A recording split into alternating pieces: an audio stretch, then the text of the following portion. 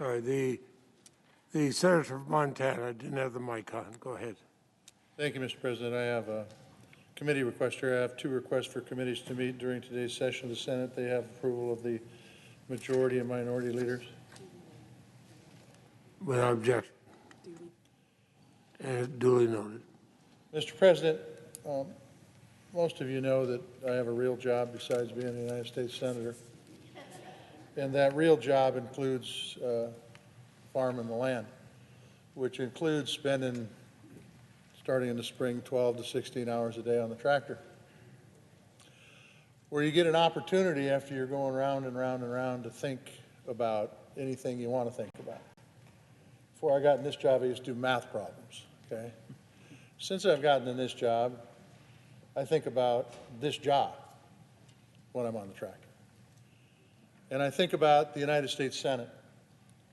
And I think about how, over the last 15 years, this place has been incredibly dysfunctional. And I've been here 15 years. I can't speak to what it was like before that. But it's never worked since I've been here. And the reason it's never worked is because I had this idea in my head that being in the United States Senate would be a place where we could have debate, the greatest deliberative body. You ought to be able to have debate. I think I saw Senator Durbin once almost get into a debate here, maybe twice.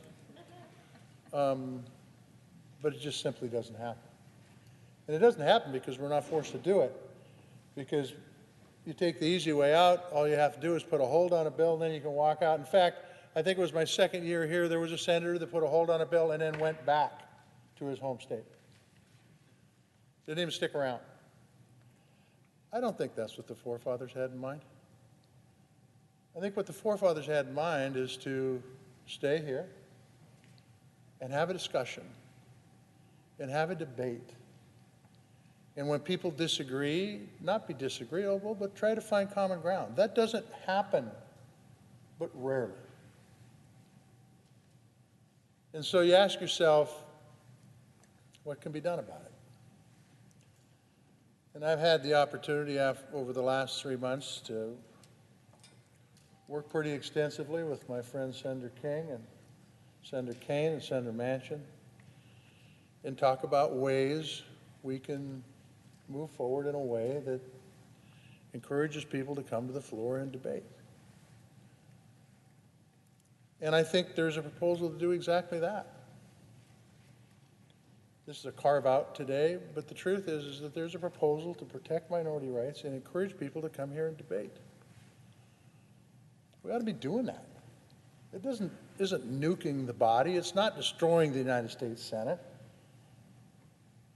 It means we get a chance to stand here in front of these cameras and challenge one another because we have to, because the rules force us to do that.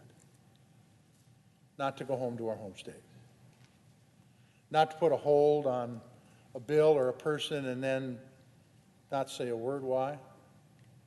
Not to be able to justify why you're doing that on the floor.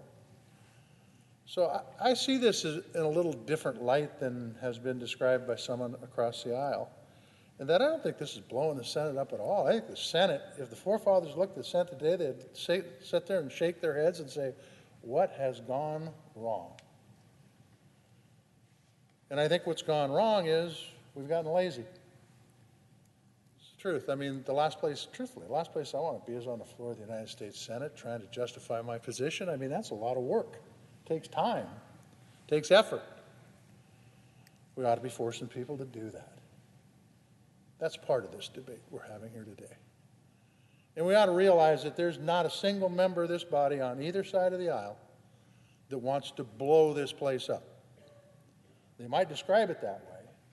But the truth is, everybody knows that serves in this body that this body doesn't function as the United States Senate.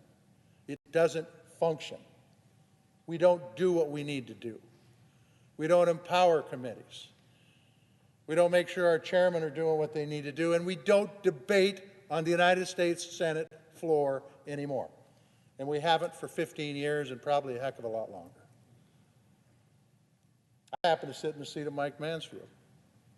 I don't think Mansfield would look at this and say this body works and we ought not change the rules because it works so well. I think Mike Mansfield would say, you know what, guys? We did some changes in '76.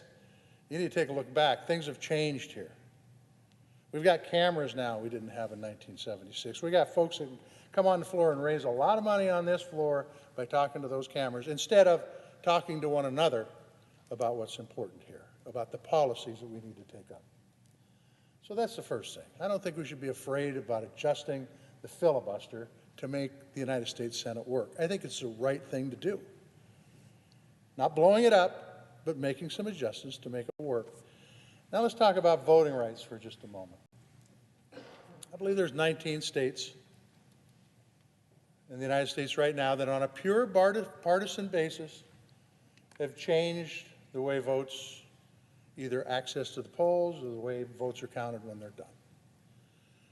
I can't imagine anybody in here when you look at that, and it's all been done on a partisan basis by Republican legislatures.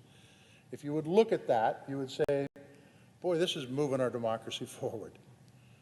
You know, when I got in the state Senate in 1999, I worked with a very conservative Republican on the State Administrations Committee to make voting easier. We worked together. We both had the same ideas in mind, that we wanted to make voting easier in Montana, and we did it. Now, it's a different world out there, and I really don't know why. And let me give you an example. When I ran in 2018, there was a record number of votes cast in Montana, and I won. Democrat won. In 2020, there was even a larger number of votes that were cast in 2020, and a Republican won.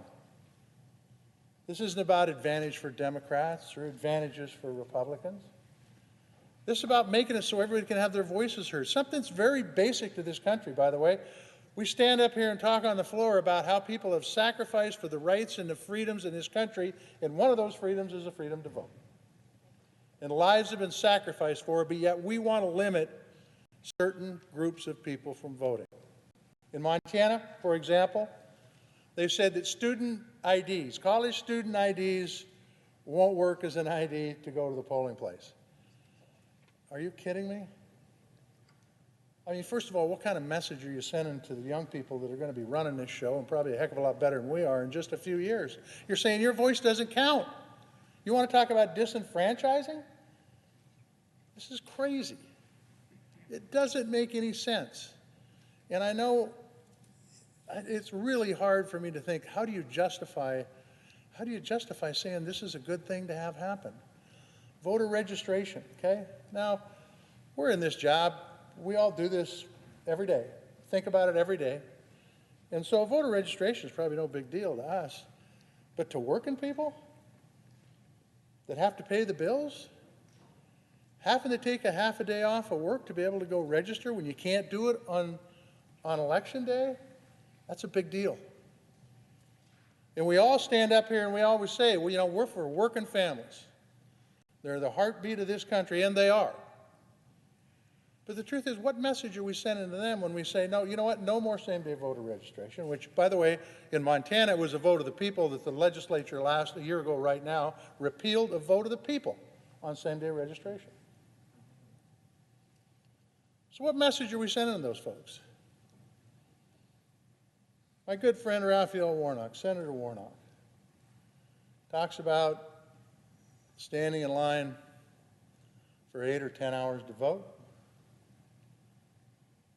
And first of all, I don't know that I have the will to stand in line personally for 8 or 10 hours to vote. I complained when they moved the polling place 3 miles from my house to 15 miles from my house. But to stand in line for 8 to 10 hours, I mean, that's a commitment to vote. And now we're going to make it tougher? And we're going to make it so that when there were good Samaritans out there that were handing out water and maybe some soda crackers, we're going to say, no, that's illegal and punishment, breaking the law, punishment by God knows what, fine, jail, I don't know. What is it? It's a felony. Well, this is crazy, guys. So don't, we shouldn't be acting like the stuff that's going on in this country right now and has been going on mainly for the last year, and my fellow senators have talked about why it's the case. We shouldn't act like it's no big deal. It's a huge deal. If we disenfranchise voters in this country, our democracy is on a slide away from democracy.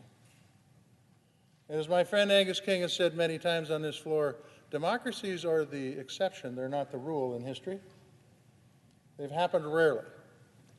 And they happen because people understand the sacrifices it takes. We have sacrifices we need to make in this body.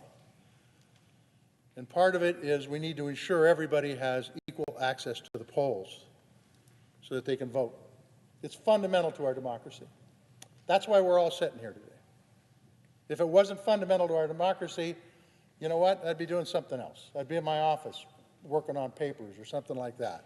Who knows? But the truth is, this is fundamental to our democracy. And we can try to, move the conversation and say, why aren't we talking about the economy? Senator Kaine said it very, very well. We've dealt with economic issues. We need to continue to deal with economic issues. We've dealt with supply chain issues with the bipartisan infrastructure bill. We need to continue to work with supply chain issues as we move forward, and we will. But I will tell you, if we disenfranchise enough folks from the polls, we won't have a democracy to talk about anything, because it's fundamental to our democracy.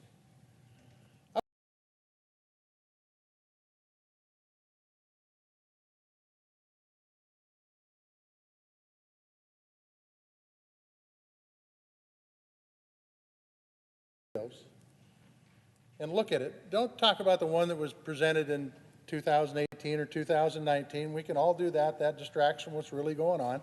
Look at the bill and ask yourself, is this really a federal takeover of elections? It absolutely is not. It's about making it so people can go to the polls and make their voices heard and feel like they're making a difference in the country by voting for the candidates that they want, or in some cases, voting against the candidates they don't like. And as far as the filibuster goes, times change, things change, and one of the things that's changed in this body is we don't debate anymore. I'm for anything that will get people to the floor so we can debate the issues that are so important to the future of this country. With that, I yield the floor.